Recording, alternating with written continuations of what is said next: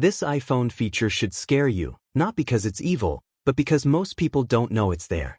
I'm not here to scare you, I'm here to help you understand. Subscribe if you want clear, honest breakdowns about your iPhone and Apple technology. Your iPhone constantly uses location services and background activity to make your experience better. But what that really means is your phone keeps a detailed record of where you go, how often you go there, and how long you stay. Over time, this creates a pattern of your daily life, your routine, your habits, even your most predictable moments. What makes this scary is that this feature often runs in the background, even when you're not using an app. Many apps are allowed to access your location, motion data, Bluetooth, and network activity with permissions you approved once and forgot about.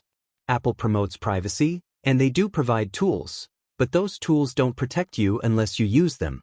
By default, many settings are enabled, and most users never check what their iPhone is allowed to track. The danger isn't that your iPhone exists.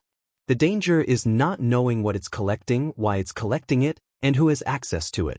This video is about awareness. Because once you understand this feature and review your settings, you take control back. And in today's world, controlling your data is a form of protection.